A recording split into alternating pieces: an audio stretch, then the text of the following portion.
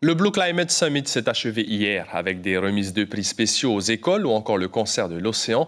Mais que doit-on retenir de cet événement international? Des solutions concrètes pour lutter contre le changement climatique vont-elles émerger? Apparemment oui, car 6 grands axes ont été retenus à l'issue de ces quelques jours de discussion.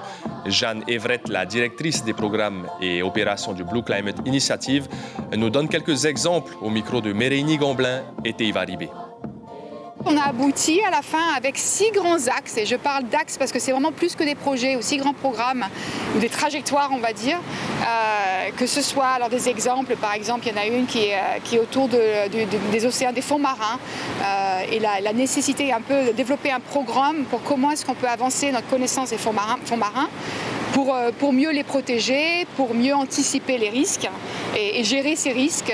Notre projet, par exemple, notre axe qui s'est vraiment mis en place, des partenariats, c'est en utilisant les technologies nouvelles pour apporter une valeur plus concrète, on va dire, à la biodiversité, pour vraiment la biodiversité au carbone. Ce n'est pas que du carbone, c'est de la biodiversité, c'est de la culture, c'est de la valeur fondamentale de l'humanité. Donc on va lancer une compétition et un avancement d'une variété de technologies autour des vagues, parce qu'il y a des solutions qui sont onshore, offshore, et c'est pour attirer ces solutions qu'on va mettre en avant dans 2 ans autour des Jeux Olympiques d'été qui auront lieu en Polynésie dans 2 ans.